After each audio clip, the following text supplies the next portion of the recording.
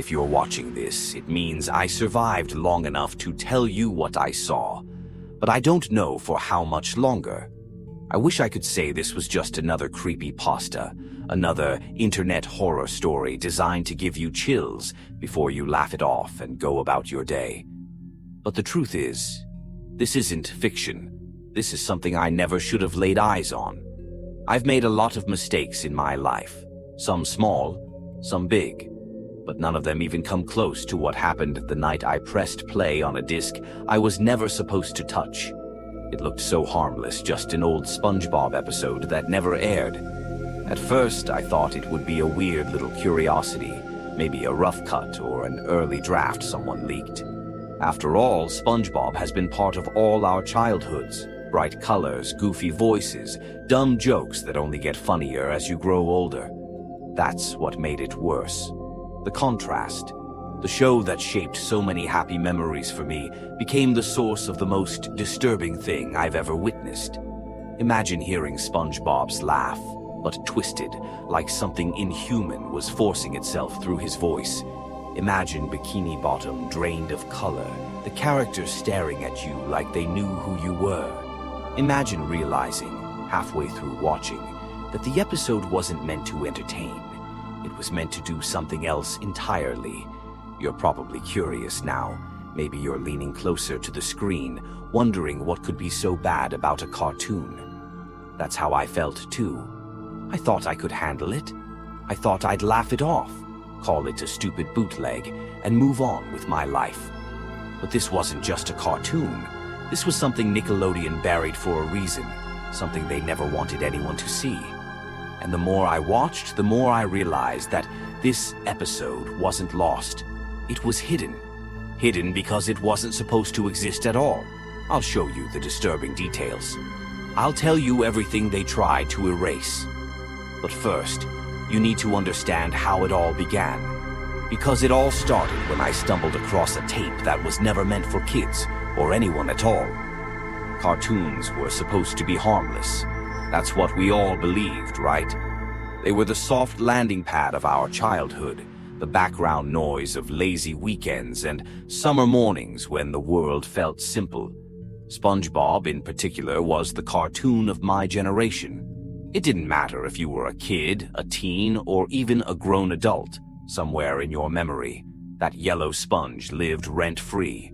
I can still remember sitting cross-legged on the carpet, a bowl of sugary cereal balanced dangerously close to spilling as the theme song blared from the TV. The bright ukulele strums, the ridiculous voice of the French narrator, the sing-song chant of, "Are you ready, kids?" It was impossible not to grin. SpongeBob was silly, harmless fun. He was optimism wrapped in square pants, proof that nothing bad could ever happen under the sea. And honestly, I think that's why we loved it so much. School was stressful, parents fought, life got complicated. But SpongeBob? SpongeBob didn't care. He was just excited about flipping burgers, blowing bubbles, and hanging out with his starfish best friend. It was safe, goofy, and colorful. Exactly what a kid's show should be. We'd quote it endlessly, too. Whole friend groups practically had conversations in SpongeBob references. That imagination, rainbow meme, iconic. Squidward's sarcasm, legendary. Even now, people still laugh at those jokes. That show was everywhere, woven into childhoods all over the world, and maybe that's why what I found later shook me so badly. It wasn't just some random cartoon being corrupted, it was the cartoon. The one we all trusted, the one that felt like home, the one that made you believe cartoons really were safe. Looking back, it's almost cruel. The very thing that represented innocence in my mind was twisted into something grotesque. It felt like someone had taken a piece of my childhood, smiled while holding it in their hands, and then shattered it just to watch me pick up the pieces. You might think I'm being dramatic, but you haven't seen what I've seen. The footage I stumbled across didn't just ruin SpongeBob for me. It destroyed that image forever. You'll never look at that yellow sponge the same way again once you know what was hidden. But at the time, none of that crossed my mind. I wasn't thinking about danger or curses or nightmares. I was just digging through a box, laughing at old DVDs and faded cases, reliving a bit of nostalgia. And when I spotted that SpongeBob disc with its cheap handwritten label, I thought it would be funny. I couldn't have been more wrong. "Dude, just throw it away. It's probably junk." That's what my friend Mark said when I held up the DVD. We were knee-deep in the mess of an abandoned storage unit his uncle had won at auction. The kind of place where dust clung to your lungs and every box smelled faintly of mildew and old regret. Broken lamps, yellowing newspapers, half-rotted furniture. Most of it looked like trash that even a thrift store wouldn't bother with. But this DVD stood out. It wasn't like the stacks of scratched-up rom-coms or workout tapes we'd been tossing into piles all day. It was different. The case was an ordinary plastic shell, but there was no cover art, no Nickelodeon branding, no glossy image of SpongeBob with his giddy grin. Instead, taped across the front was a strip of masking tape. On it, written in uneven black marker, were 3 words: SpongeBob Episode. That's it. No title, no episode number, nothing. Just those words, scrawled in a way that looked rushed, almost shaky. I laughed at first. Come on, man. This could be some weird bootleg. Who writes SpongeBob Episode like that? Mark rolled his eyes. Or it's someone's home recording of late-night TV commercials from 2002. Seriously, toss it. We're trying to finish before it gets dark. But I didn't toss it, because there was something about that DVD. The plastic was scratched, like it had been handled far too often, and the surface gave off this faint, acrid odor, like burned wires. I ran my thumb along the edge of the case and felt something carved into it. At first, I thought it was more scratches, but no. Someone had deliberately etched words into the plastic. "Do not watch." I swallowed hard, trying to laugh it off. Creepy. Someone had way too much time on their hands. Mark just snorted. "Yeah, or maybe they were trying to warn you. Either way, it's trash." He turned back to rummaging through boxes, but I kept staring at the DVD. My mind spun with possibilities. A lost episode? Some fan edit? I'd heard stories online, creepypastas about banned cartoons, tapes that never aired, things the networks tried to bury. Most were obviously fake, but this felt real. By the time we finished hauling the junk to his truck, I'd already slipped the disc into my backpack. Later, at home, I couldn't stop thinking about it. The words, "do not watch," replayed in my head, over and over. What if this was one of those infamous lost episodes people whispered about? The kind of thing that didn't show up in official episode lists, not even in the fan databases that cataloged every SpongeBob line ever spoken. What if this was something no one else had seen? I knew it was stupid, but there's a certain pull to forbidden things. The more you're told to stay away, the more your curiosity claws at you, and mine was relentless. I set the DVD on my desk and just stared at it. The masking tape looked older under the glow of my lamp. The marker ink faded to a dark brown instead of black. I noticed now that the handwriting dipped strangely, like whoever wrote it had been trembling. I should have listened to the warnings. I should have left it in that dusty box.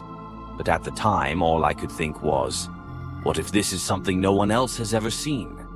That night, curiosity won over common sense. I put it into my player.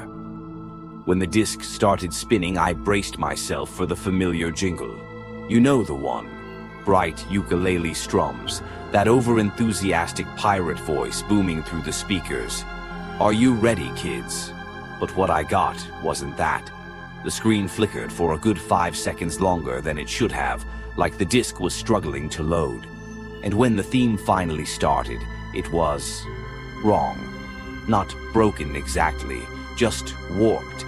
The ukulele strings were out of tune, the tempo a half step too slow. The pirate's voice didn't sound excited. It sounded strained, like he was being forced to read the lines while someone held a knife to his throat. "Aye, aye, Captain," the kids shouted back. Only they didn't sound like kids.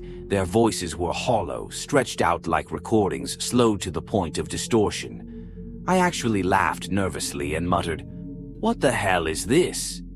But the laugh didn't last. The title card flashed up, plain and unmarked, just the word SpongeBob in the familiar bubble font. No episode name beneath it, no production credits. The background was pure black, not the usual blue ocean motif. Then the episode began. At first glance, it looked like any normal SpongeBob opening. The pineapple house, the bubble transition, bikini bottom under a golden glow. But something felt off. The colors were muted, almost sickly. Instead of that vibrant yellow and blue palette, everything looked washed out, as if someone had dragged a gray filter across the screen. Inside SpongeBob's house, the camera panned across the room. SpongeBob stood in the kitchen, facing the counter. But he wasn't moving. He wasn't singing, laughing, or frying up Krabby Patties. He just stood there, silent. I waited for the usual antics, but nothing happened. The silence dragged on, broken only by faint static that seemed to leak from my speakers, almost like distant whispering. Then the camera cut to Squidward. He was sitting on his bed, head in his hands. His clarinet lay snapped in half on the floor, and he was crying. Not cartoon crying, the exaggerated sobs we all know from slapstick, but something raw. His shoulders shook, his breath hitched. It was uncomfortably realistic, like whoever animated it had studied real grief. The scene lingered for far too long. 30 seconds, 40. A full minute of Squidward's tears echoing through the silence. I found myself leaning forward, my stomach tightening. This wasn't funny. This wasn't SpongeBob. Finally, the camera cut back to SpongeBob. He hadn't moved. His back was still to the camera, but the lighting around him had shifted. The room was darker now, the corners fading into black. His body twitched just once, barely noticeable, but it was there. I felt a chill crawl up my spine, and then the audio warped. The static grew louder, accompanied by something buried underneath. Faint, rhythmic murmurs, like chanting played backward. I grabbed the remote to pause, but the button didn't work. None of them did. The DVD player ignored me completely, the episode forcing itself onward. The camera zoomed closer to SpongeBob, slowly, painfully slowly, until the frame was filled with the back of his head. And then, snap. The screen cut to black. For a second I thought the disc had crashed, but then the image returned, a single frame that burned itself into my mind. It was only there for a fraction of a second, but I know what I saw. It wasn't animation. It was flesh. A raw, close-up shot of skin, bruised and discolored, like someone had pressed a camera against living tissue. Veins pulsed faintly beneath the surface, and in the center of the frame was something wet, an eye, wide open, staring directly into the lens. Then, static. The screen hissed, gray snow flooding my room with that awful sound. I sat frozen, the hair on my arm standing straight up, my heart pounding. I wanted to eject the disc right then, to throw it in the trash and never think about it again. But I didn't, because something tugged at me. Some part of me needed to know what I had just seen, and the more I thought about it, the more I realized. I didn't see it all. Not clearly. That single frame, it had been too fast, too sudden. I didn't see it at first, but when I rewound the footage, that's when I realized this wasn't just a bootleg. It was something else entirely. I should have stopped there, but I couldn't. Something about the tape gnawed at me, like a whisper at the back of my mind tugging me back to it. I told myself it was curiosity, that I just wanted to understand how a children's cartoon could feel so wrong. But deep down, I knew it was more than that. It was pulling me in, so I did the one thing no sane person would do. I rewound the episode. At first, it seemed exactly as I remembered. The warped theme song, SpongeBob's empty grin, Squidward's distant sobs echoing far longer than they should. But when I slowed it down, frame by frame, something new emerged. Tiny flashes, barely a millisecond each, that my eyes had skimmed over before. The first was a photograph. Grainy, black and white, but unmistakable. A crumbling building, smoke curling into the sky. War-torn streets littered with shadows that I think were bodies. I blinked, rewound. It vanished as if the tape was trying to pretend it hadn't shown me anything at all. The second flash was worse. It wasn't a cartoon image at all. It was a human eye. Just one. Bloodshot, wide, staring directly at me from the screen. The whites clouded with veins, the pupil dilated as if it had just seen something unspeakable. By now, my skin was crawling, but I couldn't pull away. Each time I paused, there was something else. A hospital hallway with flickering lights. A pale hand pressed against glass.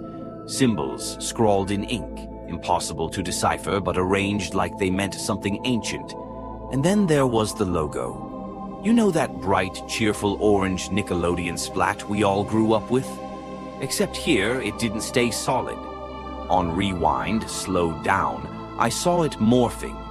The edges stretched into shapes that weren't random at all. Symbols, almost like runes, curling and twisting as though they were alive. For a split second, the letters didn't even read Nickelodeon anymore. They formed something else, something that didn't belong in any language I recognized. I leaned closer to the screen, barely breathing. Then came the audio. It was Squidward's crying again, but this time I reversed the sound. What I heard made my blood run cold. A voice, faint, layered beneath the sobs. Not Squidward's, not any characters.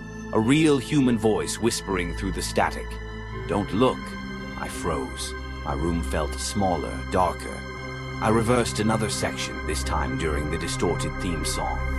He watches. My throat went dry. Who was watching?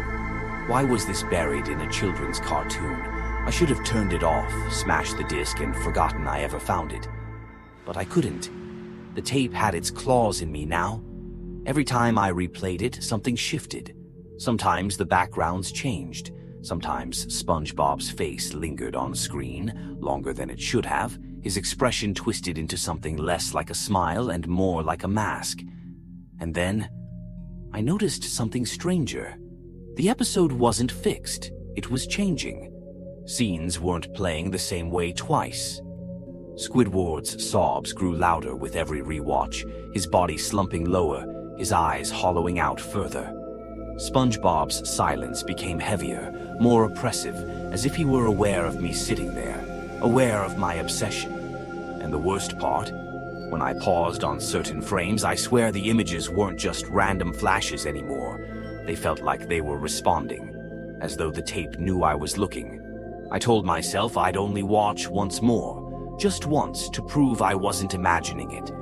But when I opened the DVD menu to replay the episode, I noticed something that stopped my heart. The menu itself had changed. It wasn't just a list of episodes anymore. Hidden in the corner, barely visible unless you leaned close, was a new option.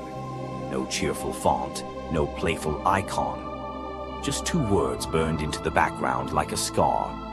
Hidden files. I didn't click it. Not yet. But that's when I realized something that shouldn't have been possible. The episode wasn't just a bootleg. It was alive. It was becoming something else entirely. Transition. That's when I noticed something that shouldn't have been possible. The episode started changing. The second time I played the episode, I thought maybe my mind was just filling in blanks. That I'd been awake too long, staring too hard at things that weren't really there. But the moment the theme song began, I knew something was different. The jingle was slower. Not just distorted this time, slower, like it was dragging itself through tar. The colors of Bikini Bottom looked faded, sun-bleached, as if the whole ocean had been drained of life. And then came the scene that stopped me cold. SpongeBob wasn't laughing. He wasn't blowing bubbles. He was standing in the middle of his pineapple, staring at the screen. At me. At first, I thought it was just clever animation. Maybe some weird parody meant for older audiences. But then his mouth moved, slowly, unnaturally, his lips forming words that should never come from a cartoon character. "Why are you still watching?" My stomach dropped. I yanked the remote, rewound, played it again. The same thing. Same words, same dead tone. I tried to laugh it off, but my voice cracked in my empty room. Cartoons weren't supposed to know you were there. They weren't supposed to acknowledge you. The episode carried on, but it wasn't the same. The camera angles were wrong, the pacing off. Entire shots lingered too long, forcing me to watch characters blink too slowly, breathe too heavily. Squidward's sobs were still there, louder than before, like he was trapped somewhere far beyond the screen. And the backgrounds, God, the backgrounds. They weren't of Bikini Bottom anymore. At first it was just vague, indistinct shapes, buildings that didn't quite belong under the sea. Then on the third rewatch, I realized I recognized one, a brick storefront with a cracked window. My heart skipped a beat. That was the corner store from my neighborhood. I paused, stared, waited for my brain to explain it away. Maybe the animators had used real photo references. Maybe it was coincidence. But then came the fourth rewatch. The camera panned across SpongeBob's living room, but it wasn't his anymore. It was mine, my exact living room. The faded couch, the dent in the wall, even the lamp I kept crooked because I'd lost the screw months ago. I swear my own reflection flickered in the TV screen inside the cartoon, like layers were collapsing in on each other. And SpongeBob didn't move. He just stood there, head tilting slightly, eyes unblinking. "Still watching," he whispered. The audio crackled. Behind him, faint shapes stirred in the corners of my living room. Blurred, faceless things twitching in the shadows, frozen until the frame advanced. I felt the air shift around me, colder than it had been seconds before. My walls creaked. My stomach twisted with the certainty that I wasn't alone anymore. By the fifth viewing, it wasn't even subtle. The background cycled between Bikini Bottom and snapshots of my life. My street at night, captured from an angle I'd never seen before. My front door, the paint peeling exactly as it looked now. My bedroom, with the blinds crooked just as I'd left them. And SpongeBob, dear God, SpongeBob, he moved differently each time. Sometimes closer to the screen, sometimes off to the side, as though pacing, like he was waiting. The sixth time, he finally smiled. Not the goofy, childlike grin we all grew up with, but a stretched, unnatural smirk that made my skin crawl. His pupils were too small, his teeth too sharp. And then, as if the tape knew it had me hooked, it delivered the moment that broke me. Because I didn't just see my house. I saw myself. On the screen. Not animated. Not a parody. My real, physical self. Sitting right there in my chair, in the same clothes I was wearing, staring back at the TV. I screamed and fell backward, the remote clattering across the floor. For a moment, I thought maybe it was a reflection, some strange distortion. But no, the angle was wrong. The me on the screen wasn't moving. He wasn't fumbling with the remote. He wasn't panicking. He was smiling, grinning that same awful stretched grin SpongeBob had worn. And as the frame lingered, SpongeBob finally spoke again. "He likes you." Static swallowed the image. I sat there shaking, sweat soaking through my shirt, unable to breathe. The room was dead silent, but I couldn't shake the feeling that something behind me was holding its breath, waiting for me to turn around. That's when I knew. This wasn't just some cursed bootleg, some fan-made nightmare. This was personal. It was inside my house, inside my life, watching me as much as I was watching it. And I made the one mistake you should never make. I hit play again. Transition. That's when things left the screen and entered my life. Cartoons aren't supposed to bleed into reality, but this one did. The first night after that sixth viewing, I couldn't sleep. Every time I closed my eyes, I saw that distorted grin. My own face, frozen on the screen, smiling like it knew something I didn't. I tried to drown it out with noise, scrolling through my phone, watching other videos, anything to keep my mind off it. But around 3 a.m., I heard it. A sound from the living room. At first, it was just a faint click, then the low hum of electricity. By the time I crept out of bed, I already knew what it was. The TV was on. I hadn't touched the remote. I hadn't queued anything up. Yet there it was, static filling the screen, faintly glowing against the walls, the same static that ended the episode every time. I told myself it was a glitch. Maybe the power flickered or the remote got pressed accidentally.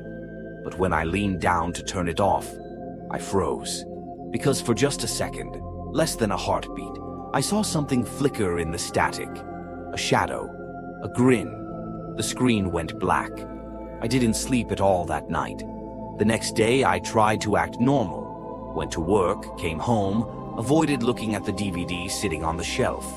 But people noticed something. My neighbor caught me outside as I was checking the mail. "Hey," he said, squinting. You leave your TV on all night?" "No," I said too quickly. He shrugged, uneasy. "Weird. Could have sworn I saw the light flickering through your blinds, like real late. 2, maybe 3 in the morning." I laughed it off, but inside my stomach twisted because I hadn't left the TV on. It had turned itself on. That night it happened again. Same time, same hum of electricity. The TV glowing like it had a mind of its own. I unplugged it this time just to be safe. But even without power, the faint glow of static lingered on the screen, pulsing like a heartbeat. By the third night, I wasn't just hearing the TV. I was hearing something else. I woke to a faint sound outside my window. At first, I thought it was wind, but then I recognized it. A laugh. Just any laugh. That laugh. The high-pitched nasal cackle that had been part of every childhood memory. Except now it was warped, stretched, as though someone or something was forcing it through broken vocal cords. "Ah, ha, ha, ha, ha." I shot out of bed, heart pounding, yanked the curtains open. Nothing, just the dark street, silent houses, no one outside. But the laugh didn't stop. It came again, closer this time, right by the glass. "Ah, ha, ha, ha." I stumbled back, slamming into the dresser, too terrified to breathe. And then, as quickly as it came, it cut off, like someone hit mute. The silence afterward was worse than the noise. I didn't dare sleep. Every creak in the house sounded like footsteps. Every shadow stretched too long, too close. The next morning, I tried to confide in a friend. I told him about the tape, about the laugh. He stared at me like I was losing it. "Dude," he said, half joking but with fear in his voice, "just throw it away. It's probably junk." God, I wanted to. But the thing is, I couldn't stop thinking about it, about the way the episode changed every time, about the grin, the voices, the places it showed me, and about the one thing I hadn't touched yet. Because every time I loaded the DVD, the menu had a faint, flickering option buried at the bottom. An option that wasn't supposed to be there. It never stayed still long enough for me to read it. Just a blur of static and symbols.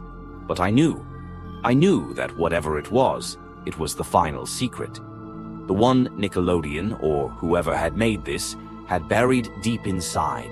And despite everything, the sleepless nights, the TV that wouldn't stay off, the laugh outside my window, curiosity was eating me alive. I had to know. I had to see what was buried inside that file. I don't know what I expected when I finally unlocked the hidden file. Maybe some corrupted sketch. Maybe a half-finished storyboard that never aired. But what I found, it wasn't animation at all. The menu flickered like it was fighting me, symbols flashing too fast to process. The option only appeared for a second, buried at the very bottom, like it was hiding. I don't even know what possessed me, but I grabbed the controller and started entering random button patterns, up, down, left, right, like some sick cheat code. And then, without warning, the screen went black.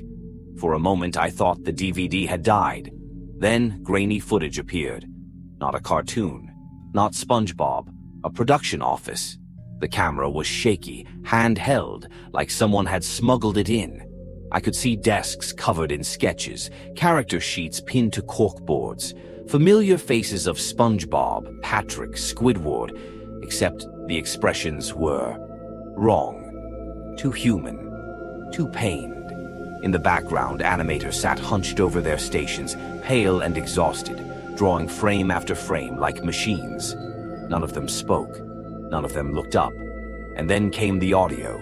Not music, not dialogue, just a faint, low murmur like a chant. It was in English, but warped, layered, almost mechanical. I rewound, turned up the volume, pressed my ear close to the speaker. Keep him alive. Keep him laughing. My skin went cold. The footage cut to another angle. A meeting room. Men in suits around a long table, documents scattered in front of them. The air in that room felt heavier, darker, even through the screen. One of the men, thin, balding, his tie crooked, leaned forward, his voice sharp and terrified. "If this ever leaks," he said, "none of us are safe." The others shushed him, glancing toward the camera like they knew it was watching. The feed glitched, faces blurred, stretched, until they didn't even look human. Their mouths moved, but the words didn't match. Sometimes it was English, sometimes something else entirely, syllables that didn't belong to any language I knew. Between the footage, more fragments appeared, voice recordings, raw audio files, a woman crying, someone screaming in the distance. A distorted laugh spliced over it all, as though SpongeBob himself was feeding on the sounds. And then I saw something that made me pause the disc, my hand shaking so hard I nearly dropped the remote. On the bottom of a memo taped to the wall, scribbled in messy handwriting, was a single name. A name that kept flashing across other documents, scrawled in the margins, etched into the case of the DVD itself. A name I can't say out loud here, not because I don't remember it, but because every time I think about saying it, something stops me, like a pressure in my chest, tightening around my throat, as if the tape itself is warning me, don't. But the name was there, burned into those files, haunting every frame. Whoever, or whatever, that name belonged to, it was at the center of all this. The file kept unraveling, showing me glimpses of something I was never meant to see.